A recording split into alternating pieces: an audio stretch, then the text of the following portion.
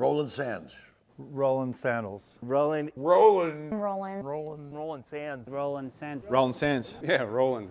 Yeah, I think Roland might be onto something. Yeah, you know, this new shop that Roland's got here in Long Beach, I don't think it's what it really appears. I mean, it's fancy, you know, you go in, there's bikes, there's apparel, but has anybody really been in the back?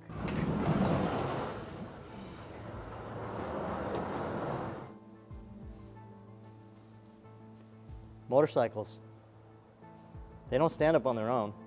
You ever stopped and actually thought about it? I have all the time, especially when they come back looking like this. A lot of questions spinning around, you know? Centrifugal force, it's kind of like gravity, you know? It's a theory. The theory of relativity, I mean, if it was a fact, it'd be the fact of relativity, but it's not, it's a theory. Kind of the same as gravity. Gravity, centrifugal force, kind of in the same boat. A lot of questions. A lot of questions. Gravity's real. If gravity wasn't real, we would be doing this interview floating. You're sitting in a chair, I'm sitting in a chair, we're here still. Yeah, the f***ing centrifugal force thing. I'd be like, Roland, you need to have some machines with knobs on them again. Like, bring it back to where it started. I cannot with the conspiracy theories. My guys downstairs, they are all about it. They will go down the rabbit hole, but I am not one of those. I could go on with the topical level of his conspiracy theories, but Roland knows I have a 3 to 4 minute window of a conspiracy theory discussion. He explores a lot of odd concepts, and I think it's good for him to do that. He does a lot of reading, whether it's ancient civilization or architecture and how things were built, because I think you can probably learn a lot from what's been done in the past. Yeah, I mean, what came first, you know, the human or the motorcycle? It's hard to say. How long have these things actually been around? Indian Motorcycles is a 100-year-old company, and they've been making magic out of 2 wheels for that long.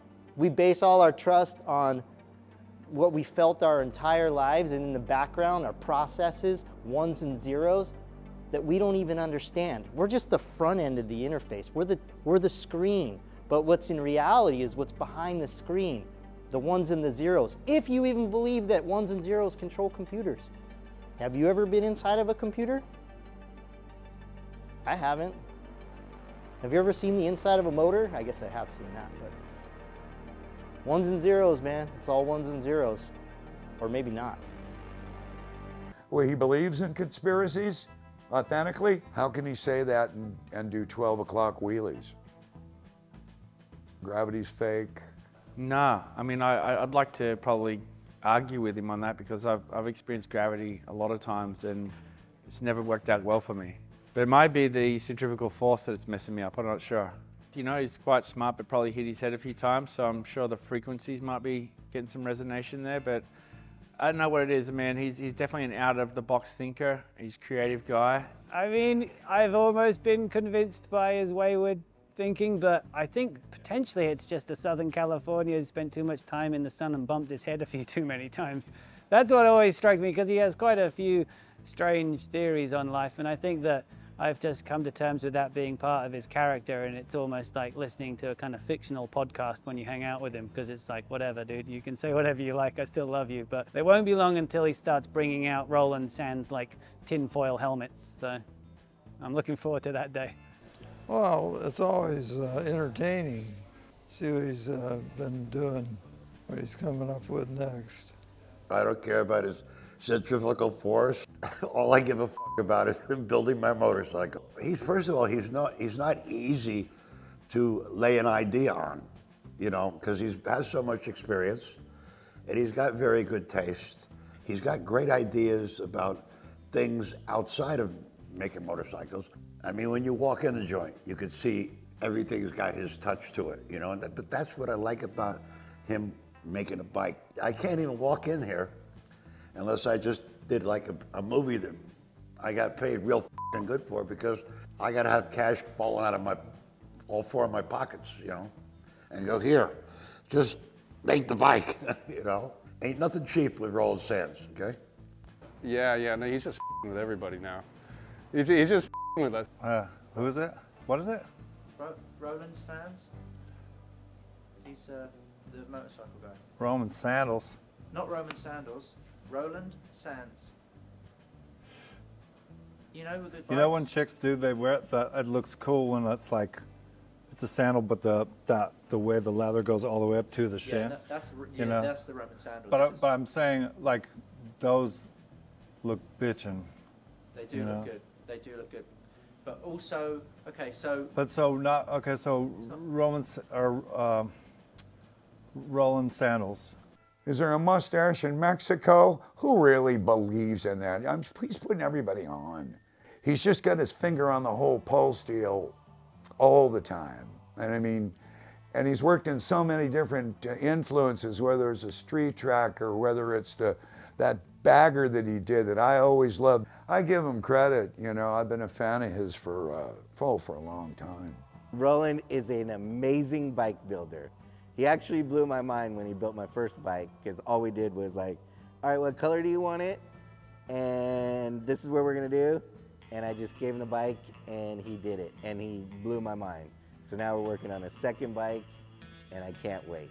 He gets a visual of something, he kind of like, you know, grabs onto it, and then he has the forethought and the vision to kind of follow through with it and to see things through fruition. Road racing with super hooligan bikes. I mean, that's something, or even, you know, baggers on the racetrack, right? That's something that he talked about for years. You know, we're a part of the Kinger Baggers, you know, flat track racing, and on the super hooligan, you know, it was years and years ago, he's like, dude, I think we should do this with road racing. And it's a flat track series, right? It's dirt, it's sometimes asphalt. Sure enough, you know, we're in our second or third year now of road racing super hooligan bikes.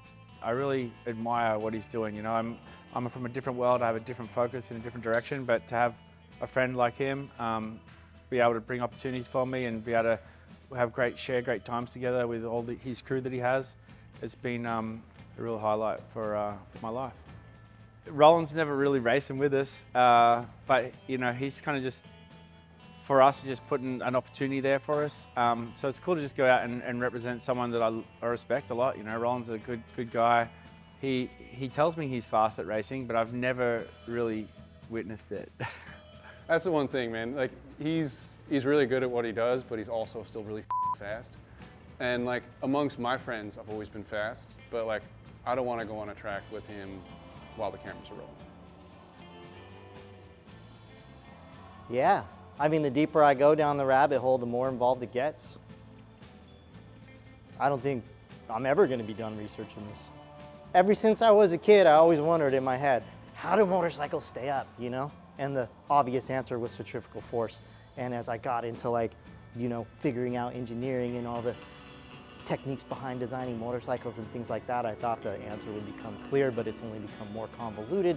And I've just become intensely focused on figuring this out. And it seems the only way to really figure it out is to ride a motorcycle.